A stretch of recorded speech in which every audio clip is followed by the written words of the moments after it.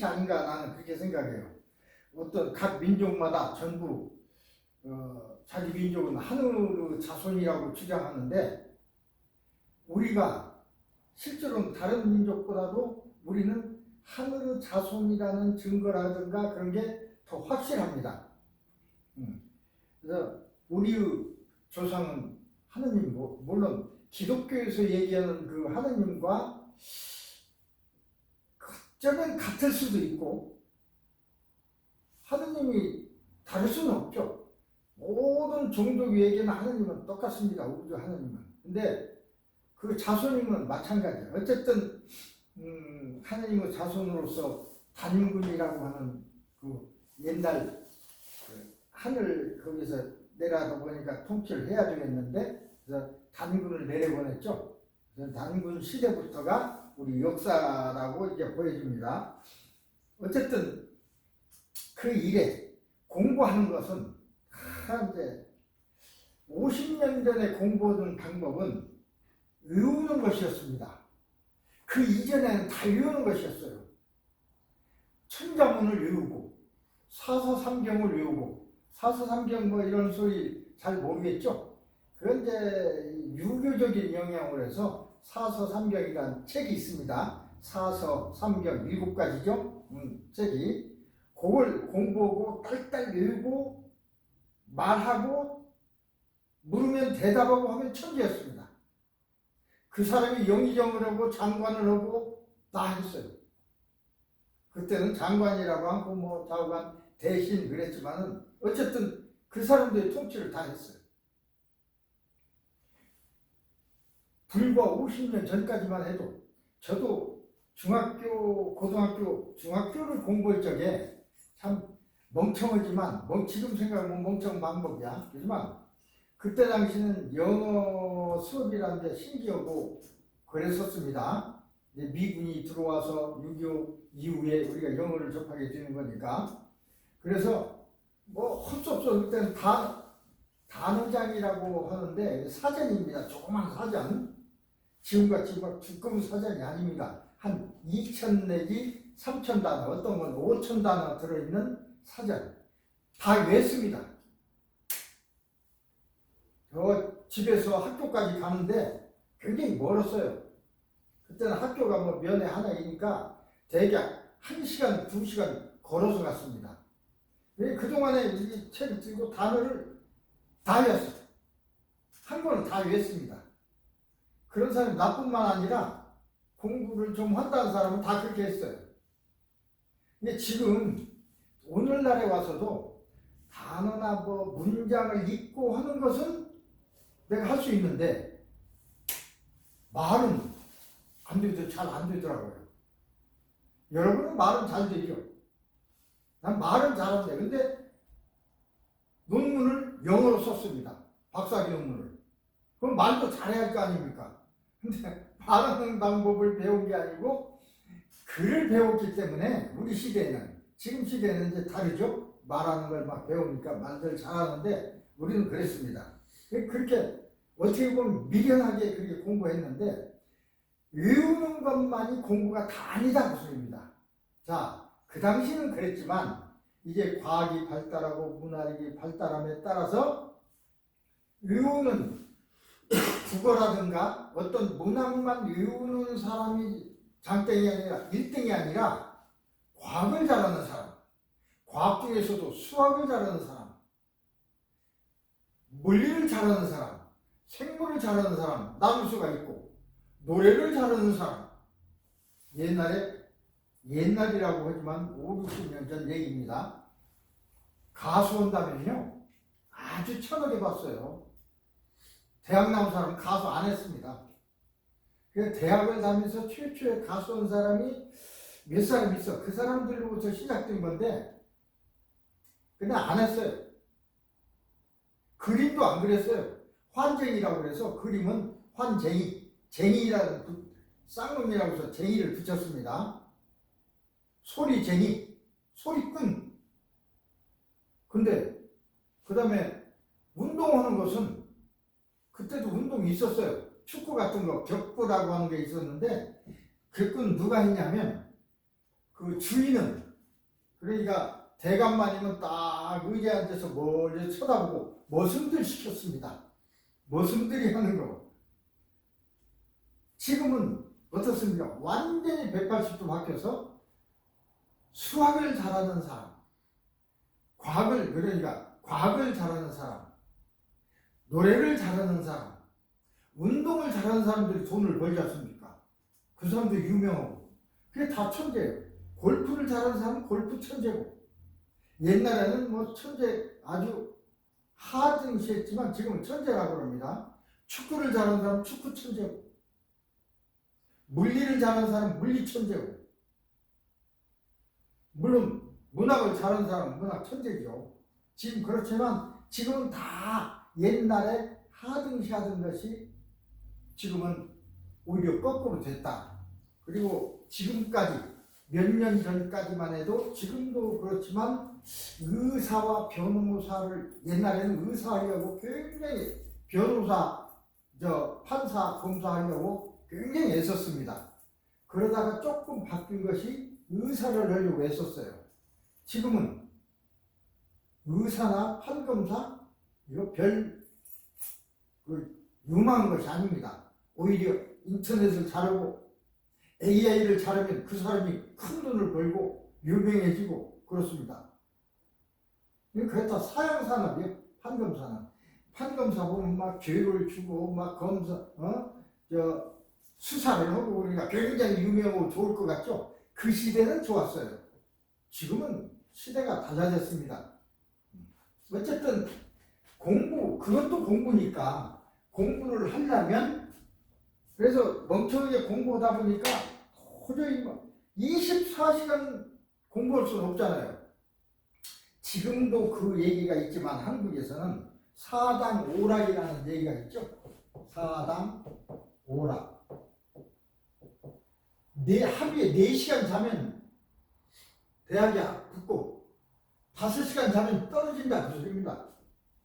잠을 안 잘 수는 없으니까 24시간 중에 20시간 최소한도 20시간 공부해라 그 소리예요.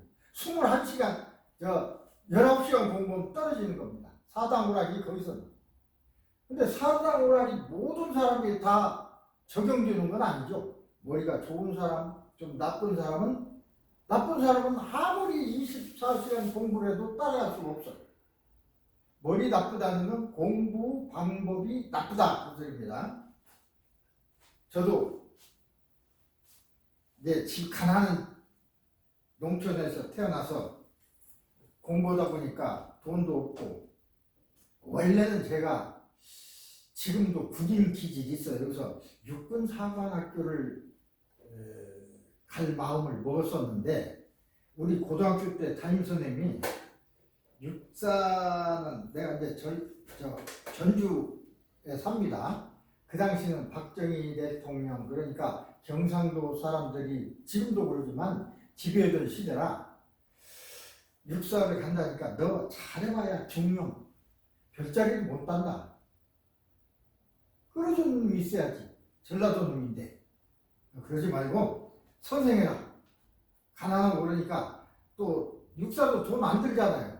돈 안 드는 학교가 어디냐? 사범대학이 있습니다. 그때 당시 사범대학은 여러분 기억하는가 모르겠는데 한국에 3개밖에 없었어요. 서울사대, 공주사대, 경북사대, 경북대학교에 있는 사범대학. 지금은 각 도마다 하나씩 다 있습니다. 그때는 3개밖에 없었어요. 진짜 이건 뭐랄까 벼슬하는 거야. 그래서 저는 서울사대를 가려고 하니 지방에서 공부해서 자신이 없고 붙을 자신이 없어. 그럼 재수하고 어떻게 할 수가 없어요. 가난하니까. 그래서 한 발에 붙어야 되겠는데 공주사대를 가면 붙게 생겼는데 충남 공주는 그 바닥이 좁습니다. 그래서 아르바이트하고 할 기회가 없어 거기는.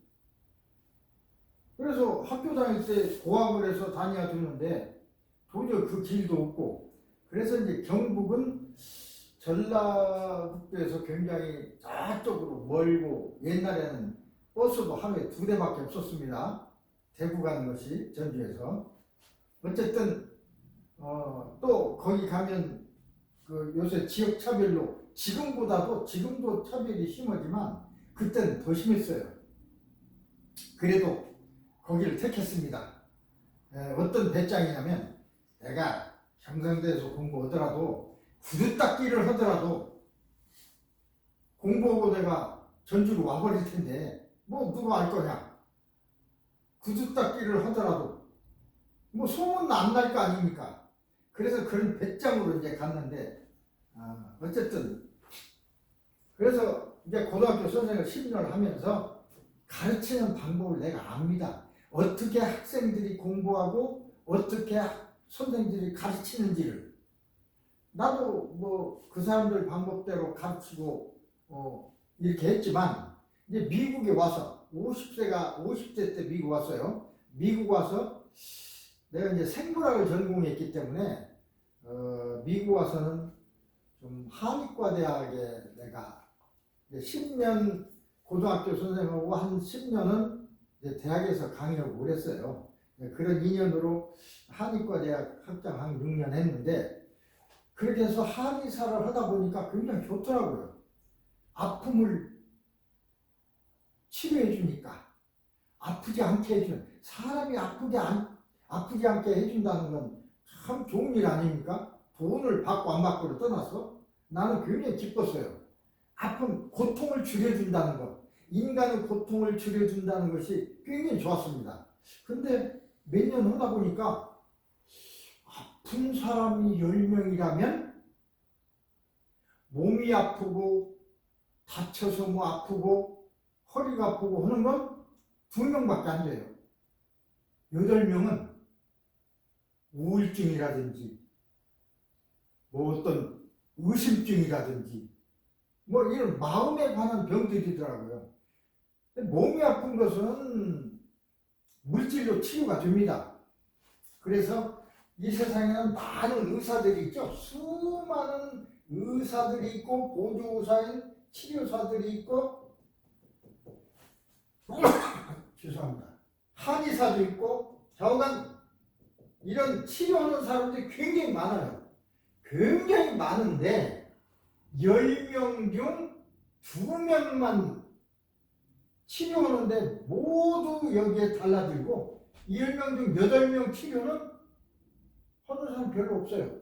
정신과 의사가 상담한다고 하는데 정신병이 상담해서 말로 해서 치료될 것 같으면 얼마나 좋습니까? 물론 말로 해서 도움이 될 수는 있어요. 근데 치료가 불가능합니다.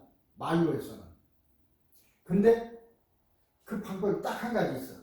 필요 방법이.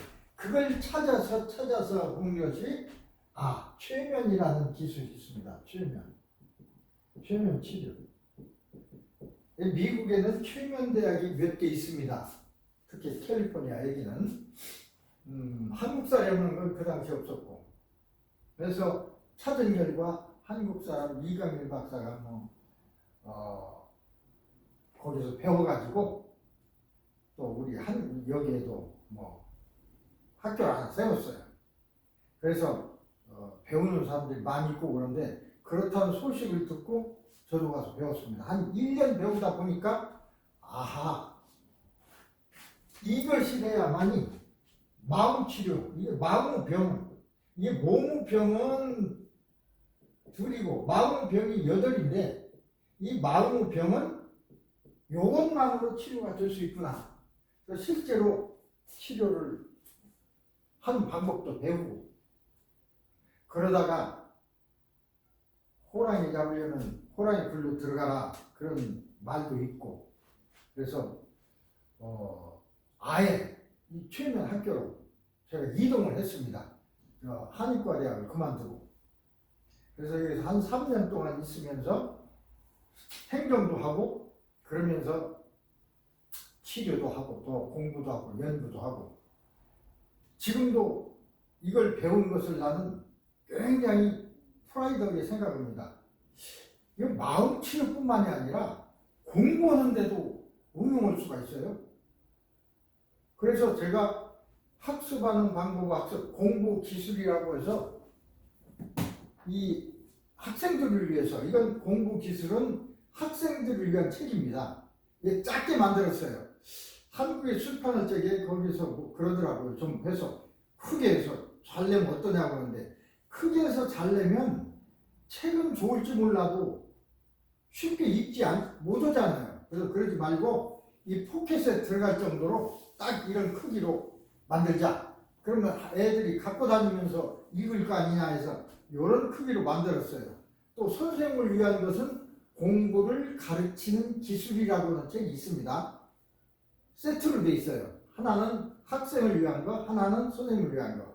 여러분에게 지금 내용은 거의 비슷해요. 방법이 틀려서 그러지. 이 공부 기술, 여러분 자녀나 여러분 스스로가 좀 되기 위해서 이제 공부 기술 내용이 있는 것입니다.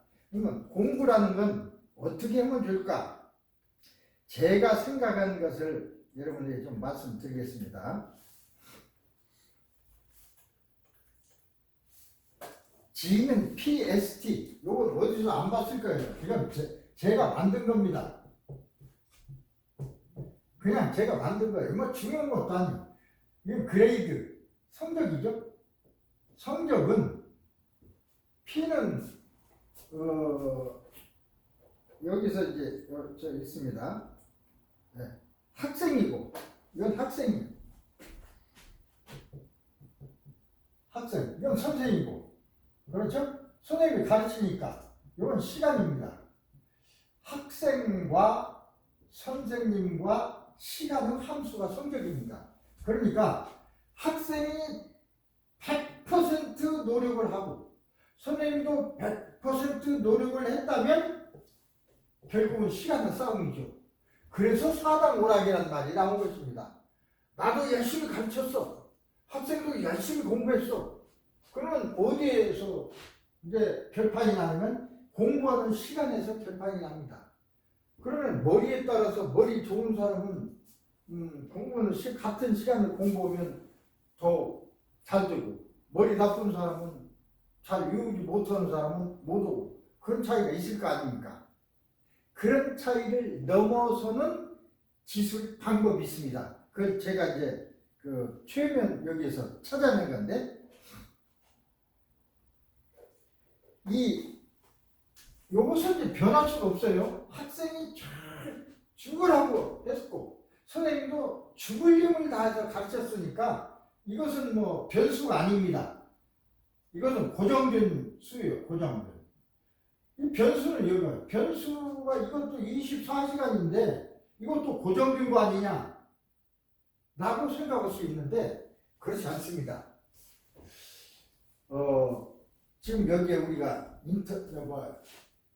컴퓨터를 위해서 이걸 제가 띄워놨잖아요. 요것만 띄워놓은 게 아니고 요것도 띄워놨습니다. 지금 다른 또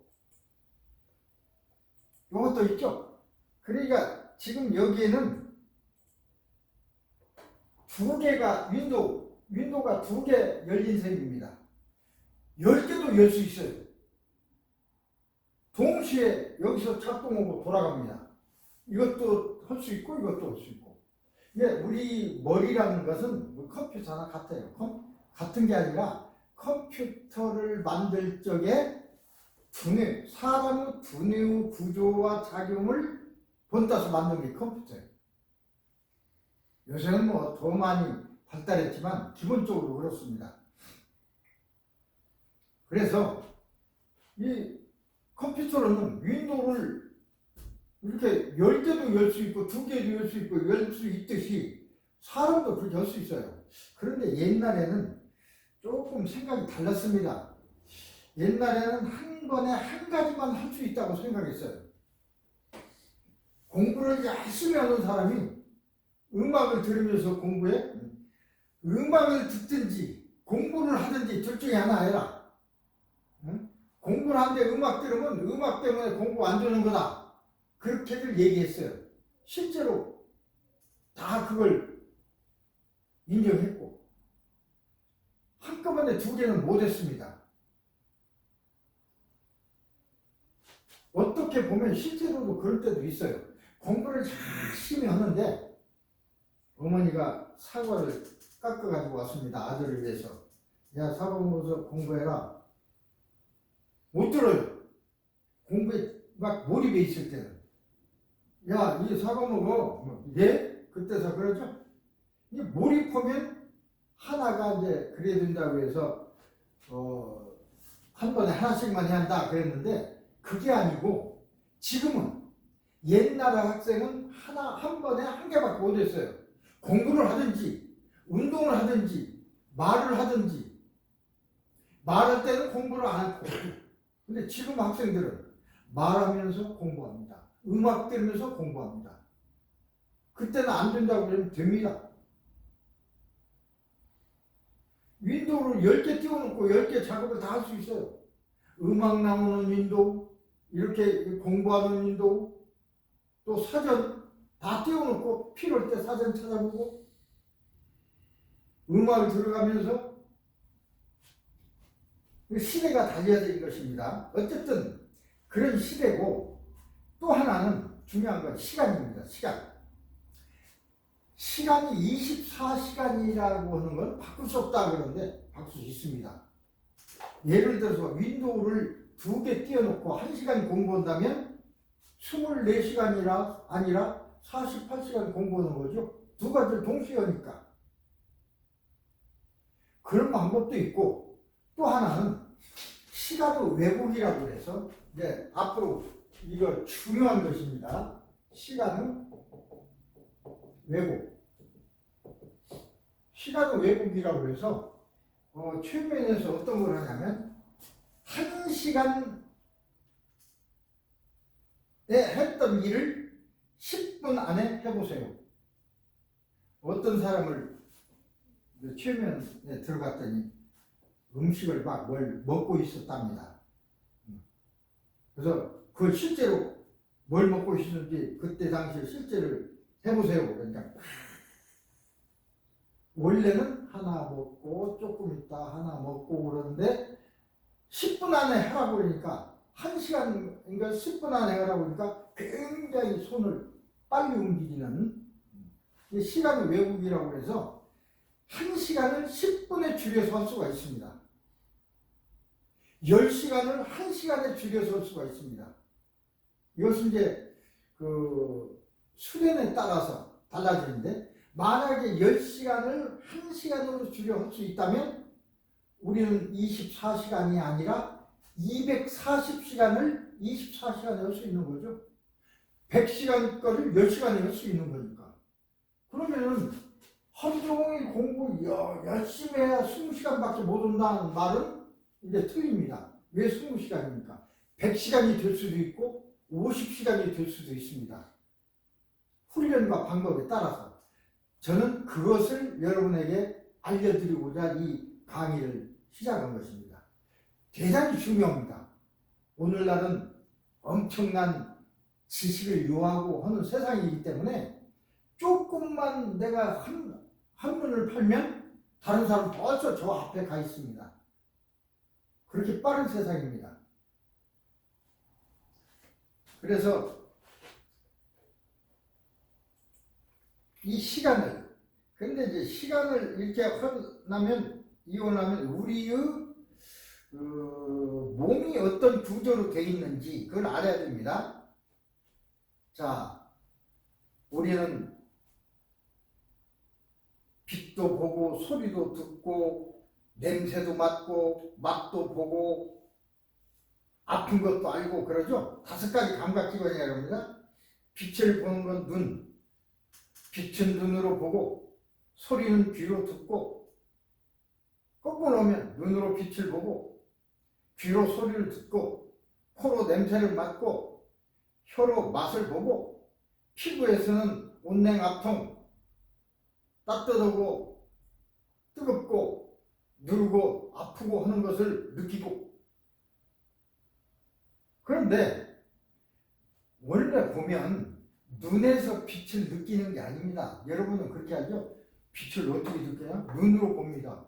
물론 눈이 아프면 빛을 못 보지만 눈에서 보는 게 아니라 빛이 눈으로 들어오면 눈의 저 안쪽에 있는 망막이라는 곳이 있습니다.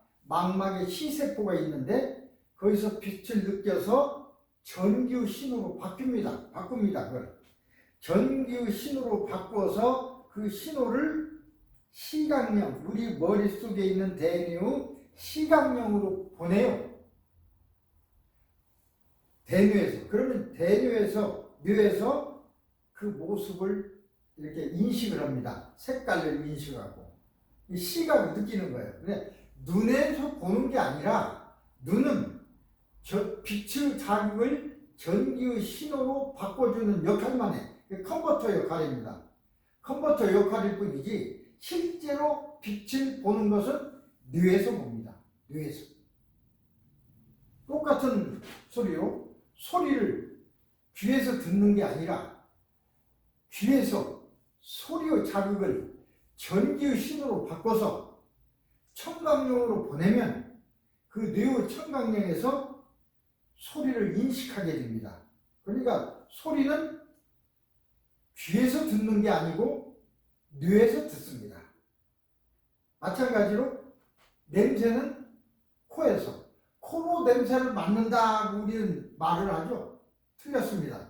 코로 냄새를 맡는 게 아니고 코로 냄새의 자극을 전기 자극으로 바꿔서 뇌로 보내면 뇌의 후각령에서 냄새를 인식합니다. 뇌에서 냄새를 알아내는 것입니다. 뜨겁고 춥고 아프고 하는 것도 마찬가지입니다. 피부 감각도. 그래서 그렇게 보면 자 코다 혀다 눈이라는 건 컨버터죠. 저 변환기일 뿐입니다.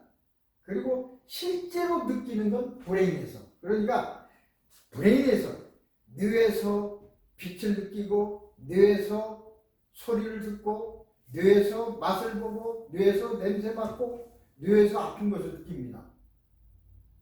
여기를 꼬집으면 아프다는 거 여기가 아픈 게 아니고 여기서 전기 신호로 보내니까 아픔을 느껴요. 우리가 진통제 먹죠? 아픈 사람. 진통제를 아픈 데다 발라야지 왜 먹습니까?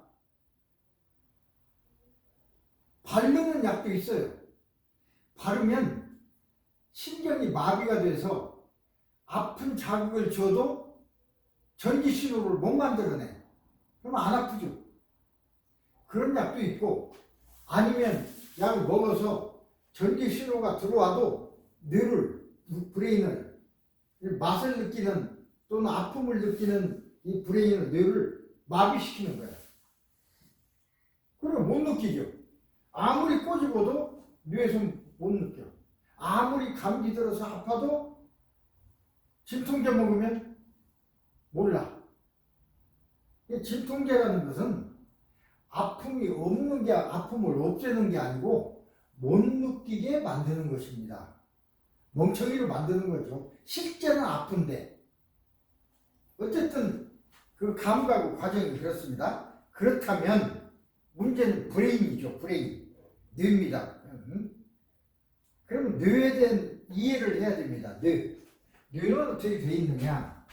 우리는 뇌를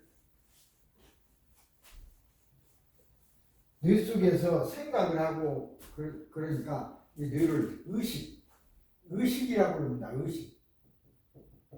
의식이라는 말은 정신이라는 말도 되고 마음이라는 말도 되고 이게 정신, 의식, 마음이 납니다. 이게 내가 아니고 이것은 몸입니다. 내가 사는 몸이고 나는 이 안에 있습니다. 의식. 그래서 나라는 것을 보통 심리학이나 이런 데서는 마음, 또 종교적으로는 정신, 또 영성 이런 얘기를 많이 표현하는데 다 같은 얘기입니다. 그런데 우리 최면학에서는 의식이라고 이걸 얘기합니다. 의식은 납니다. 근데 의식이 그냥 하나로 되어 있는 게 아니라 의식에는 잠재의식과 일반의식이 있습니다. 일반의식과 잠재의식. 이것을 이해해야 공부 기술을 이해할 수 있어요. 이게 기본이니까. 우리 의식에는 일반 의식, 지금 여러분 공부하고 있죠? 아, 저 선생님이 저런 말을 하고 있네. 일반 의식입니다. 그래서 이 일반 의식 중에 10%밖에 안 돼요. 나머지 90%는 잠재의식인데, 잠재의식은 뇌 속에 있는 거죠. 잠재의식에서 그것을 저장을 하고 기억을 하고. 근데 일반 의식은 우리가 금방 듣고 말하고 그런 거니까 이건 분석할 수도 있고 조금 뭐 달리 생각할 수도 있고 거짓말을 할 수도 있고 그렇습니다. 우리 거짓말하는 사람 많죠. 거짓말은 나를 위해서 거짓말하는 거죠. 나를 보이려고. 어쨌든 그 일반 의식이에요. 근데 잠재의식은 거짓말이라는 게 없습니다. 있는 그대로를 마치 이렇게 얼음산이 있으면 얼음산이 10%는 물 위에 떠 있고 나머지 90%는 물속에 가라앉아 있듯이 우리 의식이 그렇습니다. 그래서 잠재의식이 어쩌냐에 따라서 달라요. 예를 들어서 우리 친구하고 얘기할 때 약속을 굳게 합니다. 일반 의식으로 얘기하면서 너 약속에 손가락 걸고 100번 손가락 걸고 약속해도 소용없어요. 잠재의식의 판단에 따릅니다. 요새 한국에 선거가 있는데 미국도 선거 있죠.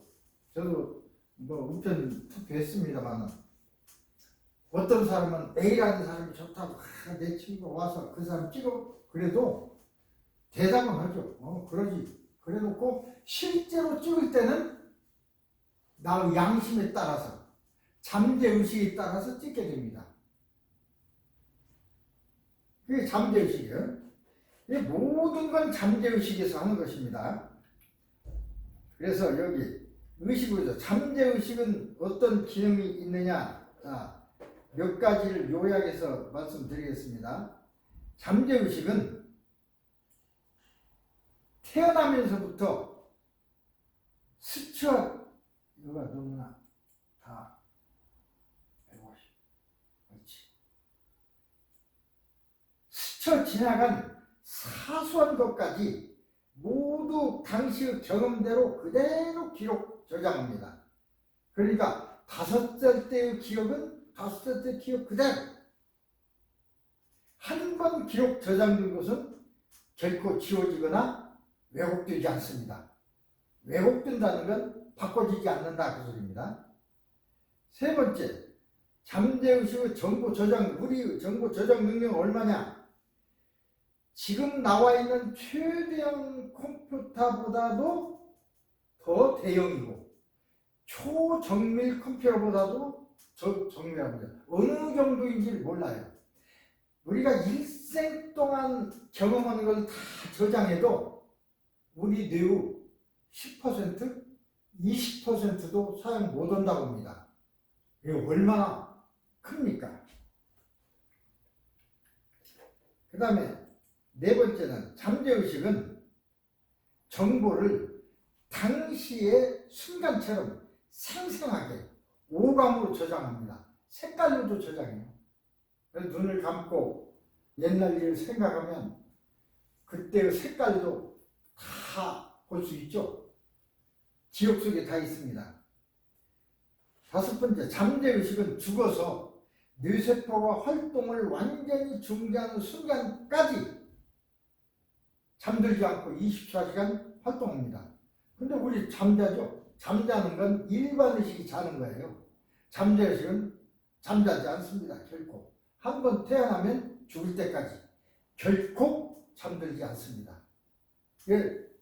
잠든 상태에서도 들을 건 들어. 자, 어린 갓난아기를 키우는 어머니 피곤하니까 깊이 잠들었어요.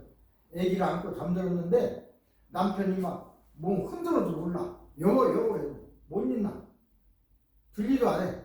그런데 옆에 있던 아기가 배고프다고 그러면 금방 눈 뜨고 전물립니다. 깨어 있어요.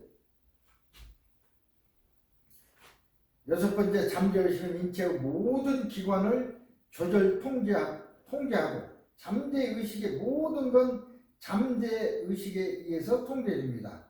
우리 몸에서 일어나는 위험에 신속히 대처하여 보호합니다. 우리 몸을 보호하는 역할을 해요. 보호하는 역할. 자, 이것이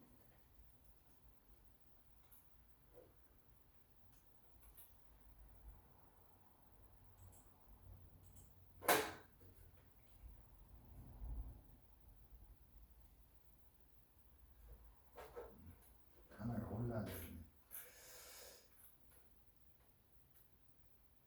그래서 우리가 그럼 필요한 건 뭐냐면 이 잠재의식을 보통 때는 잠재의식이 안 나와 있어요. 일반의식이 나와 있어요.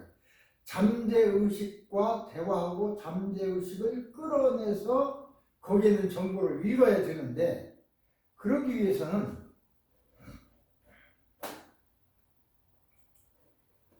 깊은 최면으로 들어가야 됩니다. 잠재의식과 대화하기 위한 기술이 최면입니다. 최면 그러니까 좀 부정적일 수도 있는데 최면이라는 것은 우리가 잠재의식 속으로 잠재의식을 깨우는 기술이에요. 그러려면 그 명상같이 그런 상태로 들어가야 되죠. 그래서 최면으로 들어가기 위한 방법이 있습니다. 두 가지가 있는데 하나는 응시법과 하나는 이완법이 있습니다. 네, 이완법으로 하기도 하고 응시법으로 하는데 응시법이 굉장히 빨라요. 응시는 어떻게 하냐면 이렇게 이 그림에 보면 자 눈이 있죠. 어떤 자극을 눈에서 받아들이죠. 빛의 자극을 받아서 전기 신호로 바꿔서 브레인으로 전달한다 그랬는데 이 최면 상태, 알파파 상태가 되면 바로 눈에 보이지 않더라도 바로 그것이 브레인으로 연결이 됩니다. 그때 눈의 각도는 상방 20도, 눈알을 상방 20도로 응시하게 하면 바로 잠재의식과 연결할 수 있다는 뜻입니다. 이 기술이요. 그럼 어떻게 하느냐? 그것도 이제 방법이 있죠. 깊은 최면으로 들어가기 위한 이완의 요령이 6단계가 있는데 첫째, 일반 의식의 수준에서 눈꺼풀이 필요한 단계, 눈이 감기는 단계, 몸이 이완하는 단계, 마음이 이완하는 단계를 거쳐서 잠재의식이 활성화되고 잠재의식의 수준으로 들어갑니다. 그래야 잠재의식과 대화를 하고 필요한 정보를 우리가 알아낼 수 있고 또 문제가 있으면 고칠 수도 있고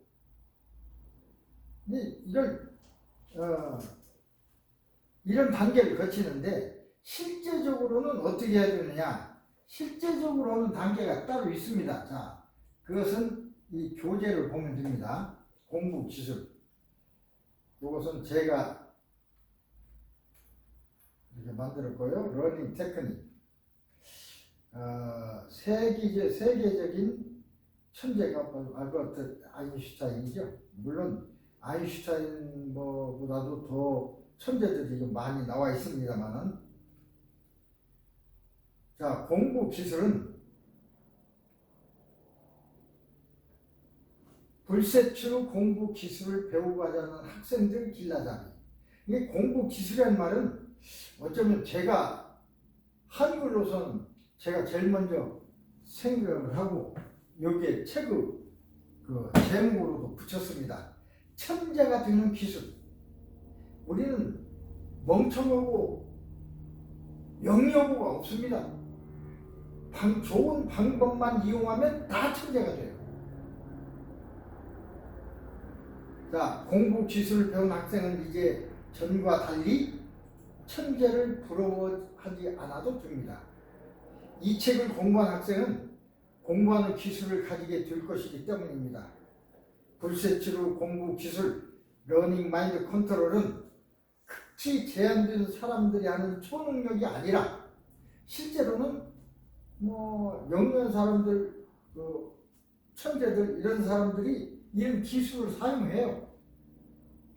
그 사람들은 나면서부터 이런 기술을 사용하는 능력, 방법을 터득한 거야. 가르쳐줘서 터득할 수도 있고 그냥 자기 스스로 터득할 수도 있습니다. 어쨌든 터득해서 그 사람들은 그런 천재성을 발휘하는 건데 이걸 우리도 배우면 되는 거죠. 초능력이 아닙니다. 모르는 사람이 봤을 때는 초능력이지.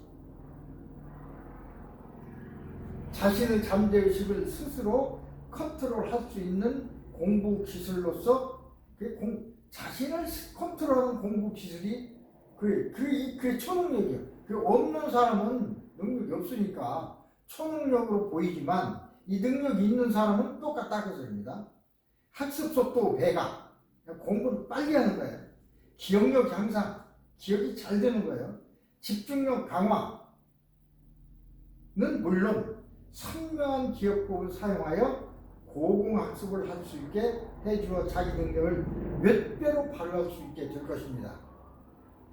절대 잠들지 않는 잠재의식에 의한 시간의 왜곡 현상을 이용하는 공부 기술은 여러분이 원하는 만큼 공부 시간을 제공해 줄 것입니다. 이는 24시간, 아까 얘기했죠? 24시간이라는 제한된 시간 속에서 무한 경쟁을 해왔던 여러분들에게 아주 만족스러운 비장의 학습 기술이 될 것입니다.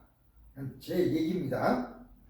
자, 저는 이제 제 소개가 여기 써 있고, 저는 이제 한서대학교에서 좀 있다가 생태학교 이사도 하고, 미국에서는 IMHC 이런 맞아은 최면 치료사, 최면 카운슬러 이런 거죠. 경산 한의과대 학장을 거쳐서 또 최면도 가르치고 최면장 총장을 거치고 지금은 한의사 또 마음치료 의사 뭐 이런 걸 하고 있습니다. 자, 들어가는 말 요 빨리빨리 해서 지난 학기에 배운 것을 복습하겠습니다. 수많은 세대 생활사를 통해서 전수되어는 러닝 마인드 컨트롤. 이건 러닝 마인드 컨트롤은 제가 만든 것이 아닙니다. 저도 공부한 것이지. 그래서 여기에 할 수 있다고 정리했을 뿐이지 이걸 뭐 공부 기술을 제가 처음부터 그냥 독창적으로 만든 것이 아닙니다. 여러 이런 기술을 봤을 때에 공부하는 데도 쓸 수 있구나 그런 거죠. 극히 제한된 사람들 초능력으로만 여겨져서 아주 드물게 자연적으로 일어나는 결코 설명할 수 없는 현상으로만 생각했었습니다. 옛날에는. 그런데 이것이 의식의 특별한 상태로서 이를 트랜스라든지 옛날에는 워킹 드림이라든지 웨이킹 드림, 엑사시라든지 그런 말 많이 사용하죠. 서프라노멀 필링이라든지 이런 말로 많이 사용을 해왔습니다. 스트라스부르크 히프노시스 강좌를 열심히 들었던 사람 중에는 괴테도 있었고 메타르니 여러분 잘 알죠? 소설가들, 샤핀 이런 음악가 모차르트도 다 이런 공부를 했어요. 러닝 마인드 컨트롤에 의해서 이완하고 멜로디와 오케스트라 그러니까 이런 모차르트나 이런 분들은요 많은 곡을 썼죠. 신들린 것처럼 콩나물을 그려댔어요. 이게 보통 그냥 우리손 안 되는 거예요. 이렇게 해서 그냥 눈을 감으면 멜로디 소리가 들리는 대로 그 악보를 막 써나간 거죠. 오케스트라 연주 소리를 듣고 머릿속에 들리는 거야. 그 악보를 써내려가기만 하면 되었습니다. 참 이해하기 어려운 소리지만 그래. 실제로 그러한 음악적 환상의 소리죠. 러닝 마인드 컨트롤에서 쉽게 유발할 수가 있습니다. 여러분도 그런 경험을 할 수가 있었습니다. 꿈속에서 좋은 음악을 들었다든지 세상에 들어보지 못한 아름다운 음악 소리를 들어요. 클리니컬 앤드 익스페리멘탈 히프노시스라고 하는 이걸 지금 크로거는 UCLA 교수입니다. 이 사람 책을 내가 읽었어요. 수년 동안 악물을 쓰지 못했던 사람이 후추면 암시에 따라서 유명한 콘서트를 완성할 수 있었다. 이렇게 써 있더라고요. 이처럼 러닝 마인드 컨트롤은 몇몇 성공한 위인들의 비밀스러운 배우로 여겨져 왔고 위대한 많은 발명가에 의해서 사용된 창조력 원천을 이루게 했습니다. 헨리 포드 자동차 있죠? 포드 천재입니다. 나폴레옹 힐, 역사적으로 증명되는 수많은 위인, 예술가들, 작가들, 미술가들, 발명가들 다 자신의 능력을 끌어들이기 위해서 러닝 마인드 컨트롤을 사용했습니다. 그때 당시에는 뭐 러닝 마인드 컨트롤인지 모르지만 지금으로 봤을 때 러닝 마인드 컨트롤을 이용했다고 소리입니다. 스스로 잠재의식을 훈련해서 이런 능력을 기를 수가 있었습니다. 자, 저는 공부 기술에 의해서 러닝 마인드 컨트롤을 보통 사람에게도 가르쳐서 보통 사람을 보통 이상의 사람으로 변화시키는 도구를 만들자. 그래서 공부 기술이라는 책을 쓴 것입니다. 공부 기술을 익히면 공부를 열심히 한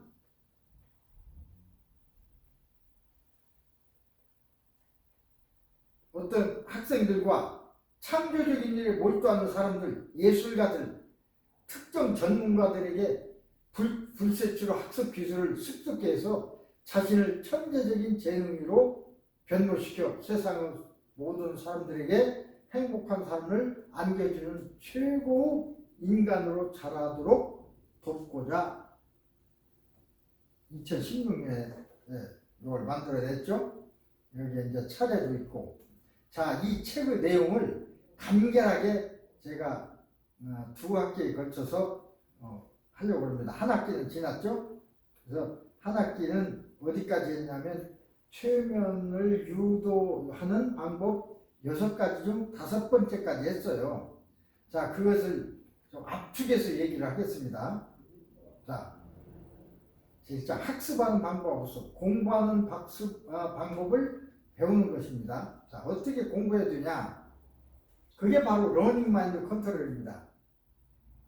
천재가 되는 비법, 공부 기술의 핵심은 학습하는 방법을, 그러니까 공부를 하는 게 아니라 공부하는 방법을 배워야 됩니다.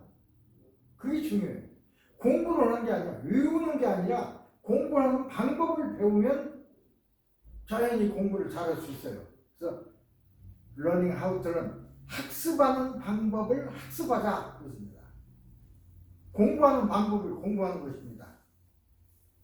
많은 학생이 노력한 만큼 결과를 얻지 못하고 있습니다. 그렇죠? 쉽게나 공부했는데 안 된다고 해요. 노력한 만큼 성과가 나오지 않으니까 때때로는 실망하고 어떤 사람은 자살도 합니다.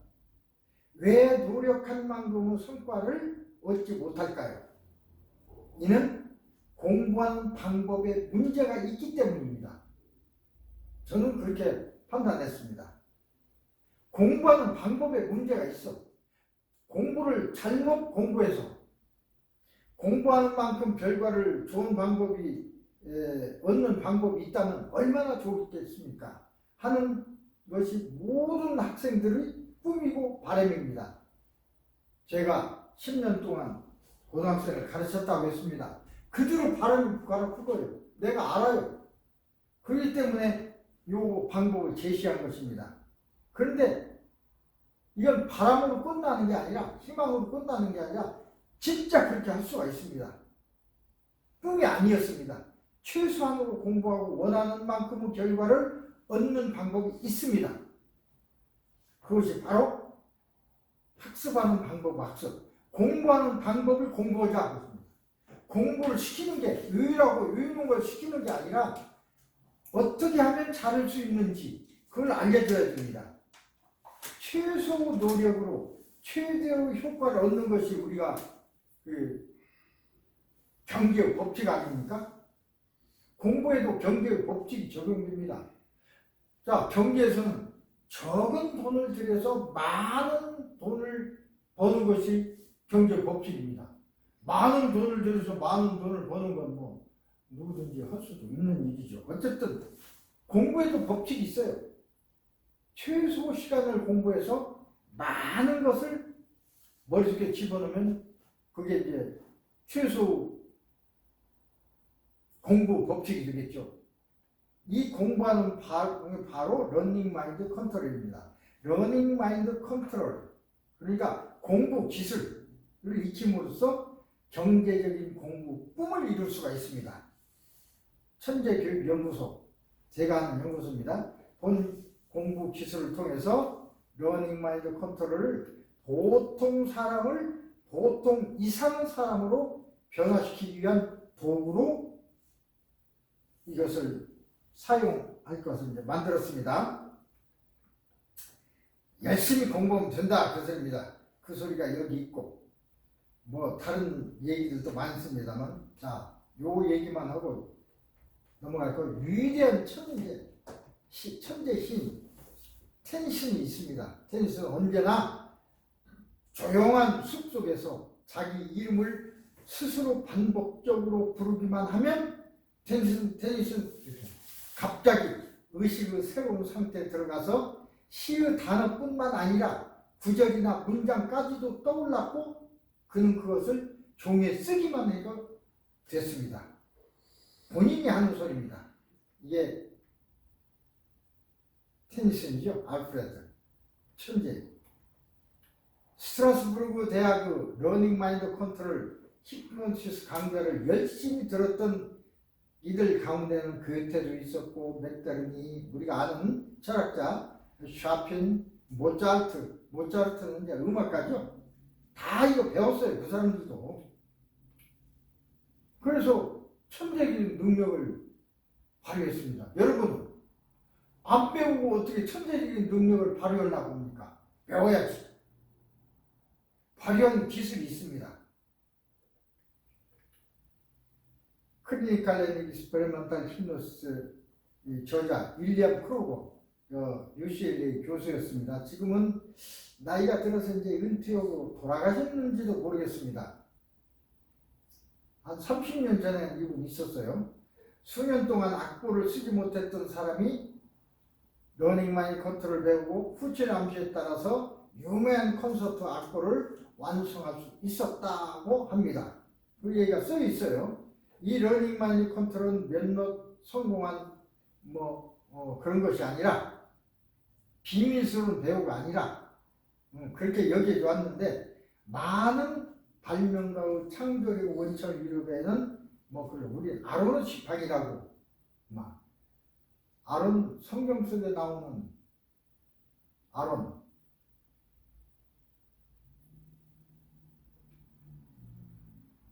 나폴레옹 힐은 그 위대한 9명 카운슬러, 그러니까 자기 마음속에 카운슬러가 있어요. 에머슨, 페인, 에디슨, 다윈, 링컨, 버빙, 나폴레옹, 포드,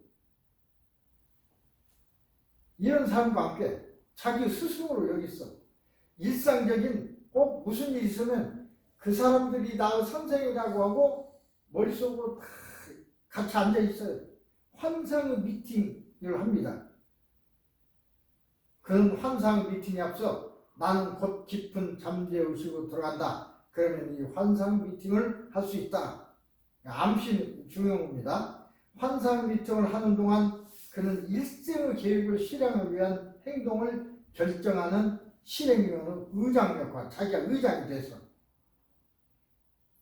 이해되지 않을 때 나는 상상으로 나의 자문의 원료들을 생각하며 그들에게 자문을 구하고 그들의 성취된 영광된 길로 나를 인도해주고 자문을 해주니까 창조적인 영역을 정리하고, 그래서 나는 이렇게 하고 있다. 이 사람은 그게 헨리 포드. 헨리 포드도 어떤 문제를 해결하기 위해서 명상lum을 이용했습니다. 역사적으로 증명된 수많은 유인 작가들, 미술가들 다 그렇게 했어요. 그래서 마인드 컨트롤이라는 공부하는 방법을 배워서 이를 사용했습니다. 그들은 뭐 공부하는 방법이라고는 생각 안 했지만 자꾸 그걸 하면 되니까. 여러분도 역시 이 공부 기술 이 강의를 들으면 이것을 익히면 또 자율적으로 훈련을 열심히 훈련해야 됩니다. 훈련하면 그런 사람들과 천재들, 앞에서 얘기한 천재들과 똑같은 위대한 인물로 성장할 수가 있습니다. 여러분이 또 성장 안 되더라도 여러분 자녀를 위대한 인물로 성장시키고 싶으시면 이런 것을 가르쳐야 됩니다. 가르치지 않고 어떻게 위대한 인물이 됩니까? 자녀가. 자, 이 책을 그렇게 소개했습니다. 첫째, 집중력 기르기. 집중력이 아주 중요합니다. 컨센트레이션. 러닝 마인드 컨트롤 기억 형성에 많이 사용되는 사실은 이미 많이 알려져 있고, 마인드 컨트롤 후침 암시를 통해서 기억력이 향상되고 강의 시간에 또는 공부하는 동안에 지식과 정보를 접하는 순간의 주의를 집중시킬 수가 있어요. 그러니까 공부 잘하는 학생은 저도 공부를 잘하는 학생 수에 들었습니다. 내 친구들도 많이 있는데 내 친구들이 하는 얘기가 항상 그래요. 야, 나는 이제 공부 시간에는 똑같이 공부하고 놀 때도 똑같이 놀아요. 동네 가서도 막 뛰어놀고 똑같이 뛰어놀았어. 시험 치면 나는 90점, 100점 맞고 저 친구들은 50점도 못 맞아. 그 친구들이 하는 소리가 뭐라면, 야, 나하고 똑같이 공부 시간에 공부하고 똑같이 놀고 그랬는데 왜 너는 90점이고 왜 그러냐, 그런 학생도 있었습니다.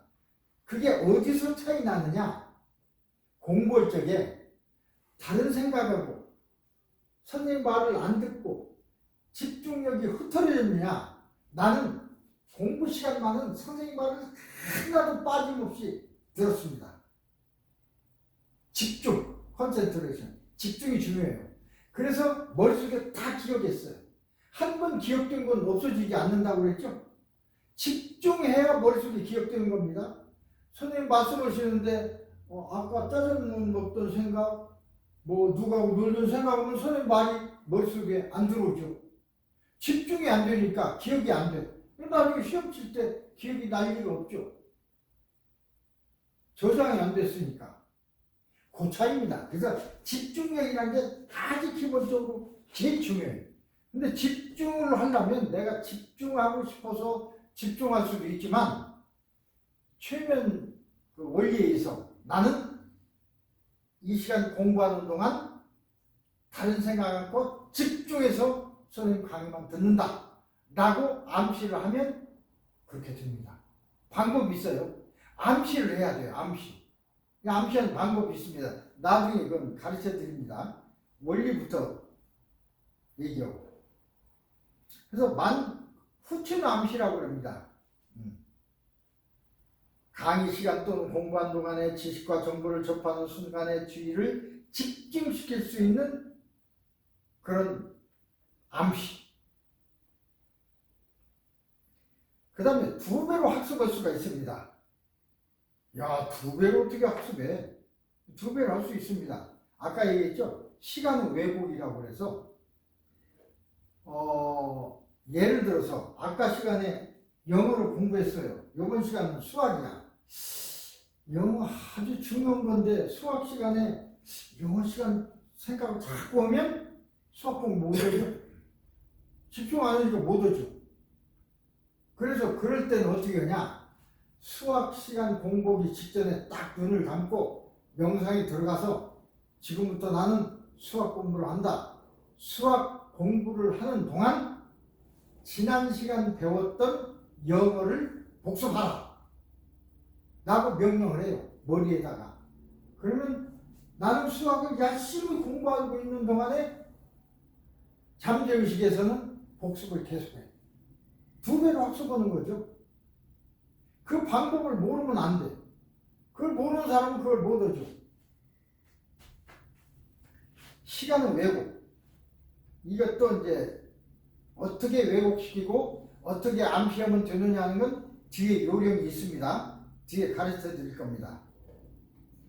예를 들어서 어떤 음악가가, 피아니스트가 연주를 해야 하는데 1시간 연주를 해야 하는데 막 오다 보니까 연습을 하고 들어가야 할 거 아닙니까? 1시간 연습을 하고 들어가야 되는데 어디 늦게 오다 보니까 30분밖에 안 남았어. 큰일 났죠. 연습할 수가 없잖아요. 30분 동안 어떻게 연습하고 들어갑니까? 할 수가 있습니다. 그때 어떻게 하냐면 눈을 감고 나는 1시간에 연습해야 할 것을 5분 동안에 해낼 수 있다. 그리고 딱 마인드 컨트롤 하고 있으면 뇌에서는 굉장히 빨리 10배 빨리 10배도 12배 빨리 돌아서 연습해요. 실제로. 그래서 상상 연습이라고 합니다. 멘탈 이미그레이션. 상상 연습을 하는 것이 바로 시간을 왜곡시키는 방법입니다. 그 방법은 뒤에 또 나옵니다. 실제로 하는 방법을 또 얘기해 드려요. 세 번째는 선명하게 기억하기. 기억이 잘 나야 돼. 나중에 시험 칠 적에 기억나야 쓸 거 아닙니까? 포토그래피, 그냥 사진처럼 기억하는 겁니다. 일반에게 잘 알려져 있지 않은 방법이 바로 멘탈 비주얼레이션, 시각화, 눈에 보여. 옛날 일이 다 떠올라요. 눈앞에 보이는 것처럼. 제가 경북사대에 다녔다고 했죠? 그때는 인쇄물이 별로 없었어요. 인쇄된 책이 별로 없었고 선생님들 책을 가지고 배우는데 프린트, 등사라는 걸 여러분 압니까? 등사라고 해서 잉크로 해서 먼지에다 써가지고 미루면 한 장이 인쇄돼요. 그걸로 해서 만든 책. 그러니까 뭐 서점에서 팔지도 않아요. 그래서 그걸 하는데 그 책이 없으니까 도서관에서 빌려서 읽어요. 빌려서 읽으면서 대학노트에다가 다 요점 정리를 합니다. 이게 대학노트가 이만해. 막 두껍게. 근데 1시간 거기에서 시험이 나올 텐데 이걸 어떻게 해?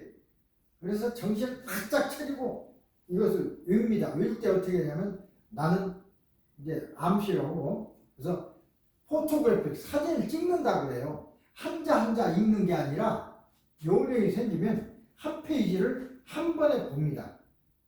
사진 찍듯이 한 번에. 그럼 넘기고 또 보고 넘기고 또 보고. 그래서 시험 칠 때는 어떻게 하냐. 내가 여기 어느 쯤에 이게 나온 것인데 하고 딱 눈을 감고 하면 머릿속에 그 페이지가 딱 나타납니다. 글자도 나타나고. 그래서 써요. 보통 방법이 아니죠. 그게 이제 선명한 기억, 포토그래픽 리멤. 사진 찍는 것처럼 책을 읽을 때, 이렇게 읽을 때 글씨 하나하나 읽지 않습니다. 원래 읽는 방법이 이렇게 공부 이렇게 있으면 보통 사람은 글자 그 한자 한자를 읽죠. 아버지, 어머니, 뭐 이렇게. 근데 연습을 하면 그렇게 읽지 않습니다. 이렇게 읽어요, 그냥. 그 다음 줄 이렇게 읽고, 이렇게 읽어나가요. 그러다가 연습이 되면 한 단락씩 이렇게 쓰다 보면 끊고, 또 다음 단락이 읽고, 이러죠. 이거 한 번에 봅니다. 눈 한 번에. 한 번에 보고 읽고, 또 한 번에 보고 읽고, 이렇게 읽어요. 그 다음에 1단계, 2단계, 3단계는 한 페이지를 한 번에 읽어요. 한 페이지. 이게 이제 사진 찍는다고 그러죠. 이것은 이제 연습을 해야 됩니다. 요령을 가르쳐 드리면 여러분 연습을 해야 돼요. 사진 찍는 것 같은 선명한 기억을 하는데 효과적입니다. 나는 이 방법을 사용했어요. 지금 생각하니까 이 방법인 것 같아. 그때 제가 이걸 배우진 않았거든요. 네 번째는, 요령 네 번째는 자면서도 공부할 수 있어요. 슬리핑 러닝, 슬립 러닝. 자는데 어떻게 공부해? 할 수 있습니다. 어떻게 하냐? 잠자기 전에 나는 지금부터 잠을 잔다. 잠을 자는 동안에 오늘 학교에서 배웠던 수학 공부, 영어 공부를 복습한다. 라고 명령을 내리고 자면 돼요. 그러면 자는 동안에 뇌는 24시간 깨어 있으니까 계속 복습해. 방법을 알아야 됩니다. 방법을.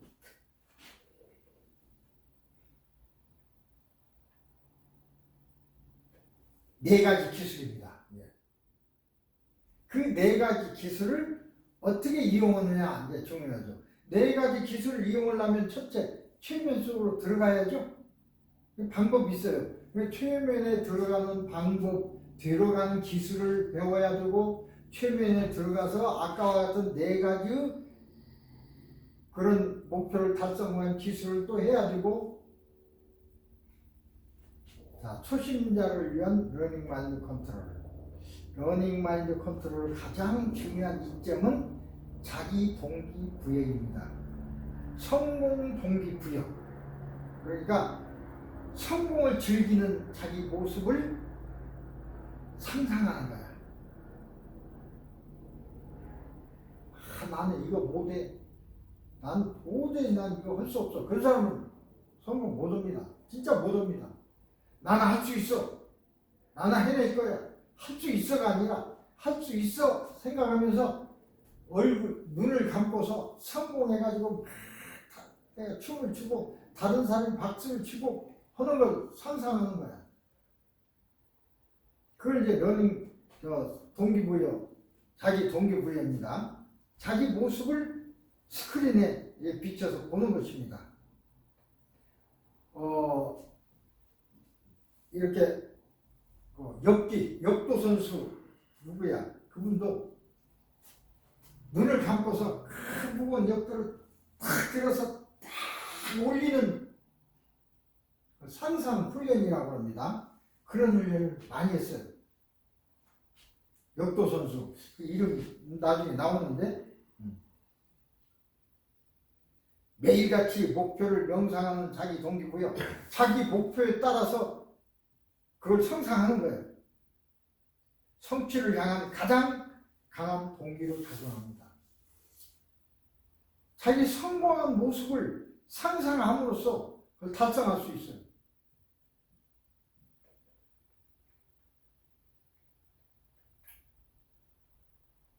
창조력을 샘솟게 해주는 러닝 마인드 컨트롤. 창조력을 샘솟게 해줍니다. 그래서 아까 얘기했죠. 이제 학습은 눈이 하는 게 아니고 귀로 강의를 듣고 눈으로 보고 해서 공부하는 게 아니라 뇌가 한다고 그랬죠. 모든 활동은 뇌가 하는 것입니다. 자, 이 많은 천재들이 여기 다 있습니다. 미국 천재들. 감각기획관, 아까 얘기했습니다만, 흔히 눈으로 본다. 눈이 사물을 식별한다고 생각합니다. 완전히 틀렸습니다. 우리 생물 시간에 눈으로 본다. 그렇게 배웠죠? 귀로 듣는다. 그렇게 배웠죠? 지금도 그렇게 생각하고 있죠?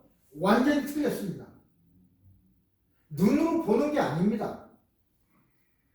틀린 지식을 우리가 가지고 있어요. 눈으로 보는 게 아니고 아까 얘기했처럼 눈은 빛의 자극을 전기의 자극으로 바꾸는 역할밖에 안 해요. 보는 거 아닙니다.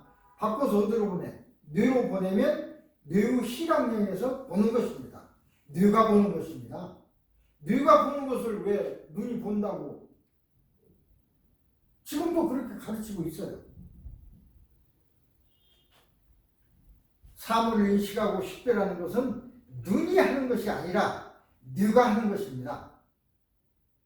이것을 인식해야 이 기술을 배울 수가 있어요. 왜 엉터리 같은 소리를 하십니까? 이 사람은 근데 춤을 못 배워. 생각이 틀리니까. 우리는 흔히 눈이 사물을 식별한다고 생각합니다. 그 소리는 뇌가 하는 것입니다. 사람에게는, 인간에게는 세상을 보는 창, 세상을 보는 창 5가지가 있습니다. 소리를 듣는 창, 빛을 보는 창, 냄새를 맡는 창, 그렇죠? 감각기관 5가지. 그게 이제 에너지 변환 장치입니다. 에너지 트랜스포머. 전기로 변환시키는 변환기 트랜스포머지, 그게 거기서 보는 게 아닙니다. 자, 다시 아까 얘기한 다시 그 얘기를 합니다. 눈은 살아있는 완전 자동 카메라로 표현할 수 있는데, 이곳에서 빛을 조절하고 받은 빛의 자극을 화학 변환 장치가 전기적 자극으로, 화학 변환 장치라는 건 시세포, 전기적 자극으로 변환시켜서 뇌 후두부에 있는 시각령으로 보냅니다. 비주얼 센터로 보내요. 그곳에서 정보를 판독합니다. 보는 것입니다. 뇌가 보는 것이죠. 뇌가. 귀도 마찬가지입니다. 아까 얘기했으니까 소리의 자극을 변환시키고 뇌에서 보는 겁니다. 브레인이 듣는 것입니다. 브레인이. 뇌가 듣는 것이죠. 코도 마찬가지입니다. 냄새의 자극을 전기신호로 변화시켜서 후각령으로 변하면 후각령에서, 뇌에서 냄새를 맡습니다. 뇌가 냄새를 맡는 것입니다. 브레인이 냄새를 맡는 것이죠. 미르, 입에 혀에 있는 맛을 보는 걸 미르라고 합니다. 테이스트 버드, 미르가 혀 위에 많이 있습니다. 음식물의 화학물질의 자극을 받아 전기적 자극으로 이걸 변화시켜서 미각령으로 변하면 미각령, 뇌에서 맛을 느낍니다. 뇌에서 브레인이 맛을 보는 것입니다. 피부도 마찬가지. 뜨겁고 차고 아프고 누르고 온 자극, 온점, 냉점, 통점, 안점, 앞점. 온점은 뜨거운 감각, 냉점은 차가운 감각, 통점은 아픈 감각, 앞점은 누르는 감각. 5가지가 있어요. 여기 전기적 신호로 변화시키는 5가지가 있어. 그래서 그 5가지 자극을 감각령, 뇌 감각령으로 변하면 뇌에서 아프다, 차다, 뜨겁다, 닿는다, 터치한다 알아냅니다. 뇌가, 브레인이. 자, 결론적으로 눈은 결코 아무것도 볼 수 없습니다. 귀도 결코 아무것도 들을 수 없습니다. 코도 아무 냄새도 맡을 수 없고, 미래도 아무 맛도 볼 수 없습니다. 피부도 아무것도 느낄 수 없습니다. 모든 것은 뇌가 합니다. 감각기관으로 들어오는 실제적 자극들은 전기신호로 바꿔져서 뇌가 인식해서 종합하여 판단하는 것입니다. 뇌가 보고, 뇌가 듣고, 뇌가 냄새 맡고, 뇌가 맛을 보고, 뇌가 감각을 느끼는 것입니다. 이런 감각뿐만 아니라 시상을 통해서, 달라무스라는 시상이 있습니다. 인간 우리 정신기능, 학습기능, 생각과 행동까지도 모두 뇌에서 다 합니다. 뇌는 심장이 뛰고 머리카락과 조직들이 자라고 음식을 소화하고 동화작용을 하고 배설하고 모든 생명기능을 다 해요. 뇌에서. 뇌가 중요하죠. 뇌가 바로 납니다. 더욱 중요한 것은 소리 기록, 영상 기록, 맛의 기록, 감각 기록이 뇌에 그대로 남아요. 한 번 남으면 평생 이걸 기억할 수 있어요. 물론 기억이 저 밑에 있어서 빨리 생각 안 나는 사람도 있죠. 5살 때 기억 여러분 할 수 있습니까? 못하죠? 그런데 어떤 건 기억나죠? 기억이 안 나지만 기억을 나게 할 수 있어요. 최면에 들어가서 5살 때로 돌아간다. 그때를 기억하면 그때 기억이 솟아나요. 방법이 있습니다. 기억을 끌어내는 방법이 있어요. 그것도 배워야죠. 그냥 되는 게 아닙니다. 마치 잠을 자면서 꿈을 통해 보고 듣는 것처럼 눈으로 직접 보지 않아도 우리 꿈속에서도 청천색으로 다 보이잖아요. 꿈꾸잖아요. 누나가 왔다, 친구가 왔다, 애인이 왔다, 뭘 먹고 뭐 춤추고 다 눈 뜨고 보는 게 아니죠. 머릿속으로 보고 듣고 소리 듣고 다.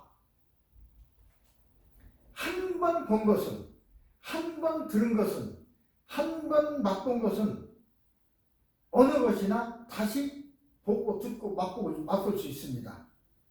왜? 기억이 그대로 기억되니까.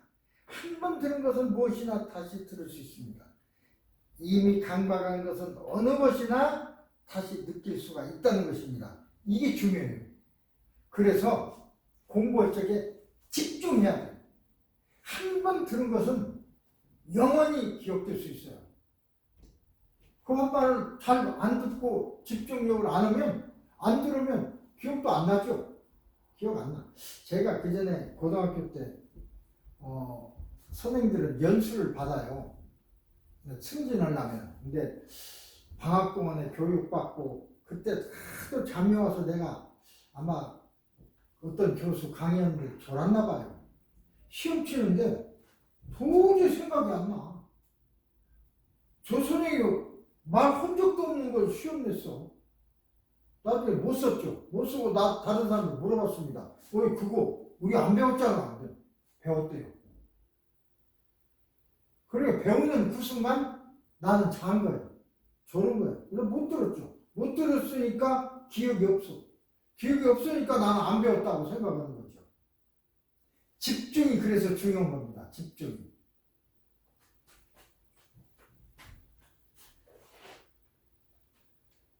자, 여기에 이제 머릿속에서 다 일어난다는 것입니다. 이렇게. 이제 의식에는 일반 의식과 잠재 의식이 있다고 그랬습니다. 근데 빠른 속도로 지난 학기치를 복습하는 것입니다. 사람의 이런 오감으로 느끼고 생각하는 일반 의식이 있고 또 다른 영역인 잠재의식, 서브컨셔스 마인드라고 하는 잠재의식이 영역이 있다고 그랬죠. 일반 의식은 10%, 잠재의식은 90%라고 그랬습니다. 잠재의식은 스스로 깨닫기가 어렵습니다.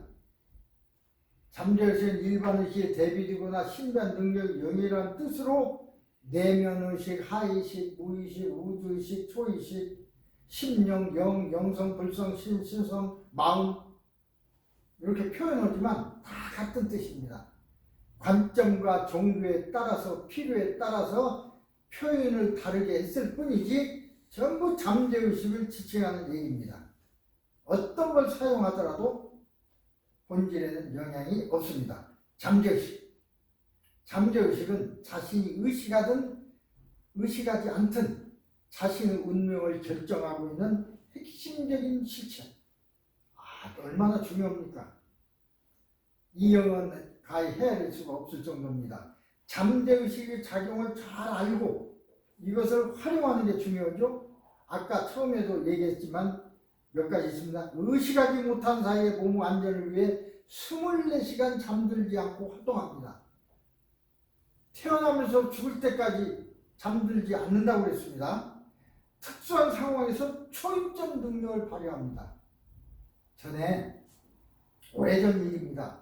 중풍 환자 5명이 입원하고 있었어요. 못 움직이죠. 걷지도 못해. 그런데 갑자기 독사 한 마리가 들어왔어요. 여름에. 독사다! 그러니까 다 뛰어내렸어. 못 일들은 중풍 환자들이 다 뛰어내렸다고요. 1층 그 화단 도망갔어. 어떻게 그랬을까요? 이 초인적인 능력이야. 보통 때는 발도 못 댔지, 손도 안 움직이고 그러던 사람들이 뛰어내렸어. 욕구 실현을 위한 다양한 능력 발휘합니다. 우리는 보통 평범한 사람들에게서 잠재의식의 초인적 능력이 발휘되는 것을 보통 사람도 볼 수가 있는데 주로 위험한 상황에 그런 일이 납니다. 집에 불이 나자, 여기 있죠? 평소에 도저히 들 수도 없던 무거운 짐을 자신도 모르게 들고 대피하는 일이 있고, 보통 때는 들지도 못해요. 막 들고 나갔어. 아파트 5층에서 떨어지는 저기 엄마가 시장 갔다가 왔는데 신문에 난 얘기입니다. 5층에서 5층 아파트에서 엄마 흔들다가 그냥 나가 떨어졌어요. 어떻게 해요? 막 얘가 떨어지니까 막 쫓아가서 엄마가 받았습니다. 보통 때는 받아집니까? 못 받죠. 받았어요. 실제입니다. 어머니가 창 아래까지 순식간에 달려가서 8m 위에서 떨어져 내려오는 아이를 받았습니다. 여자가 힘이 어떻게 있어요? 그런 무지만 힘이 생겨납니다. 그리고 아까 얘기했죠. 8명, 5명이 아니라 8명 중풍 환자가 들어있는 병실에, 실제입니다. 신문에서 본 얘기를 내가 쓴 겁니다. 큰 뱀이 독사라고 했어요. 창으로 기어 들어오자 몸도 가누지 못하던 중풍 환자들이 2층에서 다 뛰어내렸어요. 이런 비슷한 사례들이 많이 알려져 있습니다. 인류 역사에 기억이 남을 정도로 일가를 이뤘던 사람들 거의가 이런 잠재의식을 활용한 사람들입니다. 천재들이라고 우리가 얘기하지만 특별한 사람들이 발휘할 수 있는 특별한 능력이 아닙니다. 보통 사람들도 잘하면 발휘할 수 있는 능력입니다. 문제는 잠재의식을 활용할 수 있는 능력은 누구에게나 다 있어요. 그걸 활용하느냐, 준비를 활용하느냐가 문제죠. 그 방법이 문제예요. 그걸 아느냐. 스스로 깨닫지 못할 뿐이지 다 능력이 있습니다. 근데 그걸 아는 사람은 쓰고 모르는 사람은 못 쓰죠. 이걸 학술적으로 따지고 할 필요가 없습니다. 할 수 있으면 되는 거지. 그죠? 아주 쉬워요. 자기가 하고 싶은 어떤 그거를 생각만 하면 돼요. 생각만.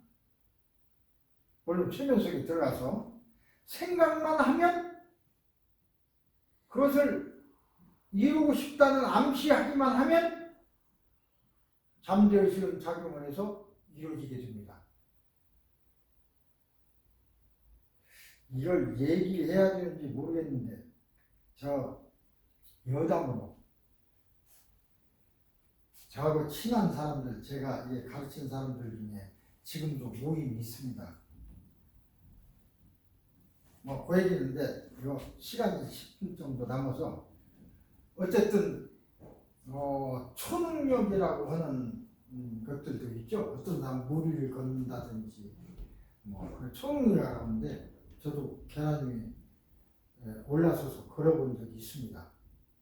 다른 사람은 보면 초능력이라고 할지 몰라도 나는 그냥 했어요.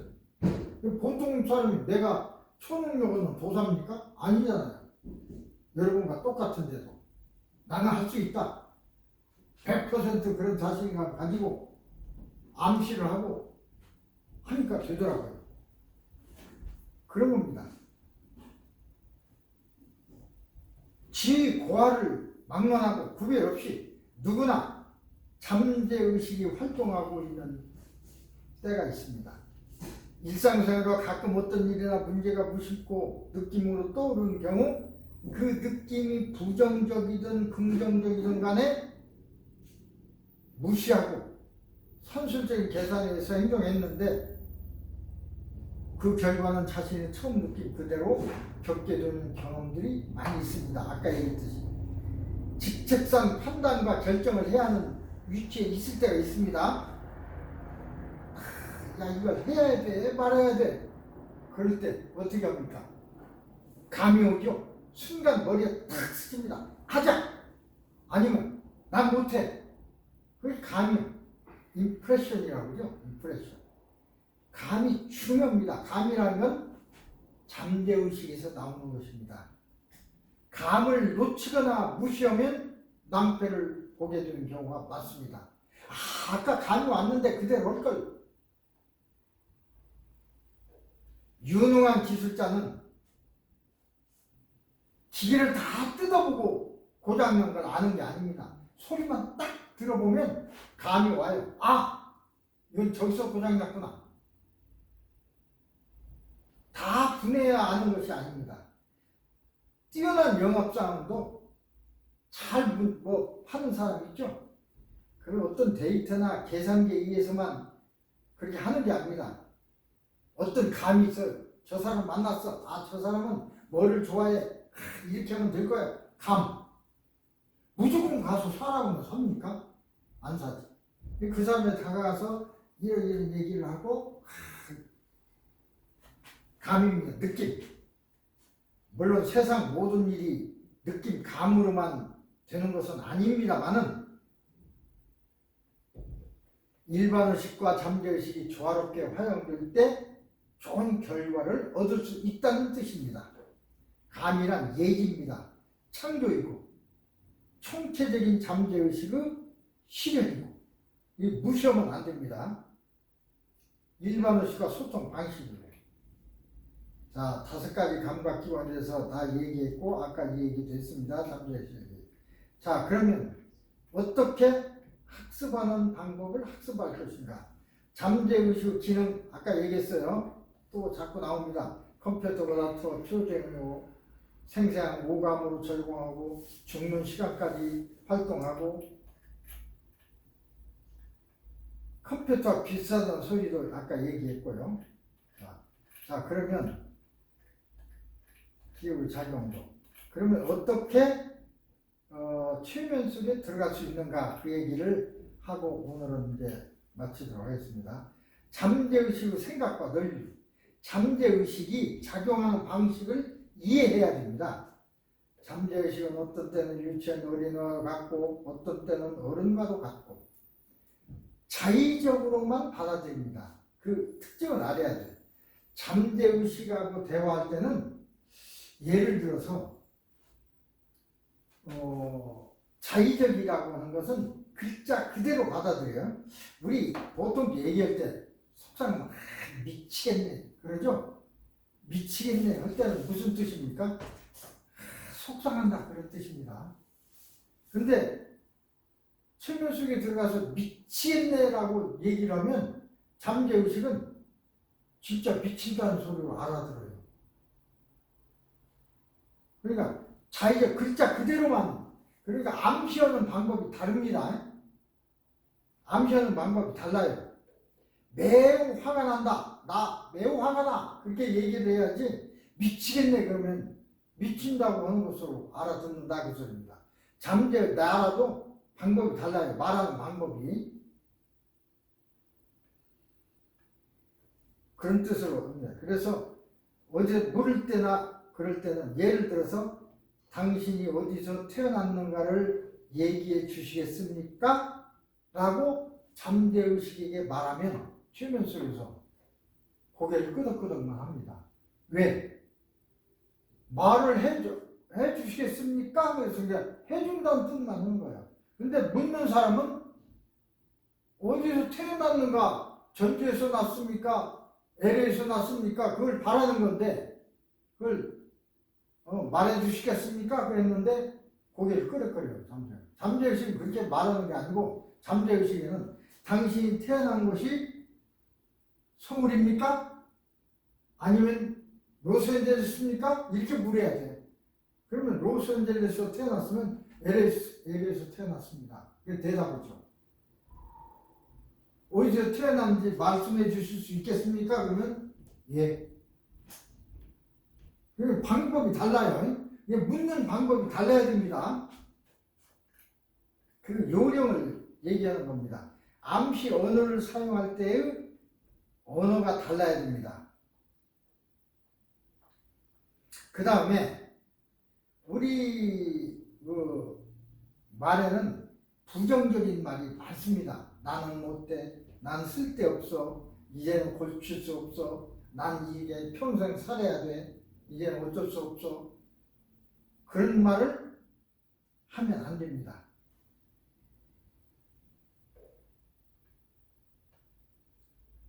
곧이곧대로 받아들이니까. 잠재의식은 그렇게 부정적인 말을 하면 안 돼요. 그러면 잠재의식은 어떻게 알아듣냐? 아, 나는 이 병과 함께 살아야 하는구나. 그래서 예를 들어서 이 병생 이거 고칠 수 없어. 예를 들어서 부정적인 한마디. 선생님은 이 병과 함께 평생 살아야 합니다. 그 말은 잘 고쳐지지 않는다 소리죠. 그 문자 그대로 잠재의식으로 해당한다면 그 증상이 없어져 버리면 난 죽습니다 이 소리입니다. 여기서 의사가 한 얘기는 그 병을 그냥 달고 사는 거예요. 그냥 그렇게 아프면서 사는 겁니다. 그 소리인데 잠재의식은 그 병이 나으면 죽습니다 이렇게 알아듣는 거야. 그렇기 때문에 절대 낫지 않습니다. 아무리 약을 먹어도, 좋은 약을 먹어도. 왜? 낫으면 나는 죽으니까. 그것과 함께 살아라고 했는데 낫으면 죽잖아요. 그래서 병이 안 없어지고 그러는 겁니다. 병 상태에 필사적으로 매달리게 되는 거죠. 그래서 우리 말도 그래요. 너는 할 수 없어. 멍청이 같으니, 멍청한 놈. 너는 아무리 해도 안 돼. 이 말 들으면 잠재의식은 실제로 그렇게 각인됩니다. 너는 할 수 없으면 나 할 수 있어. 할 수 없어. 그럼 뭐든지 하면 안 돼. 할 수 없어 라고 했으니까. 너는 멍청해 그랬으니까 뭐든지 하면 멍청해. 대답을 못해. 멍청하니까. 그래서 잠재의식과 대화할 때는 그렇게 하는 게 아니라 너는 할 수 있어. 반대로. 너는 능력이 있어. 너는 금방 해낼 수 있을 거야. 이렇게 얘기해야 됩니다. 예를 들어서 내가 여러분 스스로가 뭔 일을 하는데 참 안 돼. 그냥. 나 도저히 내 멍청이가 나 모르겠네. 그러면 안 돼. 그렇게 생각하지 말고 생각 자체를 어떻게 하냐면 이게 지금 이게 생각이 안 나지만 내가 이 방법은 틀림없이 있을 거야. 어느 순간에 생각이 나게 될 거야. 그 순간 난 해낼 수 있어. 지금 내가 못 할 뿐이지 앞으로 할 수 있는 것입니다. 지금 못 온다고 왜 내가 평생 못 옵니까? 생각을 달리 해야 돼요. 그래서 긍정적인 암시를 해야 됩니다. 매우 중요해요. 모든 암시는 긍정적으로. 이게 요령입니다. 그러면 최면 유도를 어떻게 할 것인가? 요거 이제 몇 가지 지난 학기에 이제 배웠는데 최면 유도 원리만 잠시 설명합니다. 마인드 컨트롤을 이용하면 아주 간단하게 잠재의식에 영향을 줄 수 있습니다. 잠재의식을 컨트롤할 수가 있어요. 깊은 최면 속으로 들어가면, 그래서 최면이라는 말은 원래 히프노시스, 원래 최면은 힘노스라는 말입니다. 힘노스. 라틴 말로. 힘노스는 잠이란 뜻입니다. 히프노시스는 잠들게 한다는 뜻입니다. 최면을 시키니까 눈을 감고 잠자는 것처럼 고개도 떨어뜨리고 이렇게 하더라 그 소리입니다. 그래서 이거 잠들게 하는 기술이구나. 그래서 200년 전에 잠들게 하는 기술이구나 해서 히프노시스라는 말을 사용했어요. 근데 오늘날 와서 보니까 잠드는 게 아니고 잠든 것 같지만 깊은 잠재의식으로 들어 잠재의식이 활성화되는 거예요. 근데 지금 어떻게 바꿀 수 없잖아요. 그래서 요새 히프노시스라는 말을 많이 안 쓰고 마인드 컨트롤. 아까 얘기했죠? 마인드 컨트롤 이런 얘기, 이제 마음 조절 이런 얘기를 이제 많이 씁니다. 다른 얘기로. 근데 똑같은 소리예요. 최면 속으로 유도되면 잠재의식이 활성화되고 잠재의식과 대화를 할 수 있는 통로가 열리게 됩니다. 그래서 최면을 시켜야 돼요. 최면을 시키지 않으면 잠재의식의 통로가 안 열려. 그러면 대화할 수가 없죠. 내가 나에게다 어떻게 하라 명령해야 하는데 할 수가 없잖아요. 그래서 그 방법, 그래서 대화 통로가 열리면 여러 가지 이제 내가 필요한 어떤 여러 가지 정보나 지식이 떠오르게 할 수 있고 다 할 수 있죠. 그 최면에 들어가는 방법은 크게 두 가지가 있습니다. 집중과 이완, 컨센트레이션과 릴렉세이션이 있어요. 두 개 다를 같이 사용하기도 하고 따로따로 사용하기도 합니다. 주의 집중과 이완은 물체를 응시하는 방법이 가장 많이 사용해요. 응시법을 집중 이완을 하기 위해서는 응시하는 방법을 가장 많이 사용합니다. 응시는 뭘 쳐다보는 거죠? 눈을 통해 느끼던 감각이 생각을 통해 느껴지고 그래서 잠재의식과 통로가 열리게 되는 것입니다. 조금 얘기가 이해하기가 좀 쉽지 않지만 아까 잠들게 하는 의식의 통로를 열게 하는 것이 눈, 응시하는 방법이 제일 많아요. 귀로도 듣고 최면시킬 수도 있고 음악으로도 최면시킬 수 있어요. 맛으로도 할 수 있고 냄새로도 할 수 있는데 제일 빠른 것이 시각입니다. 그래서 아까처럼 눈을 상방으로 20도 정도 이렇게 뜨게 해서 흰자가 아래 생기게 이렇게 해놓고 무슨 얘기를 하면 금방 최면이 있습니다. 요령입니다. 이게 일반 요령. 최면 속으로 유도하는 방법이 아까 얘기했죠. 일반의식 수준에서 점점점 눈꺼풀이 피로하고 눈이 감기게 되고 그럼 이제 자는 거죠. 자는 것과 같은 거죠. 그럼 몸이 이완되고 마음이 이완되고 그래서 잠재의식과 연결된다. 아까 처음에 얘기한 5가지 과정이 이겁니다. 그럼 눈꺼풀이 필요한 단계를 유도해야 할 거 아니에요. 그죠? 그 방법도 있습니다. 눈꺼풀이 필요한 단계를 어떻게 유도하느냐? 요 문제부터는 다음 시간에 계속해서 하겠습니다. 오늘은 여기까지만 하겠습니다. 다음 시간에 계속해서 조금 더 설명을 하고 그 다음 5단계부터 다시 연속해서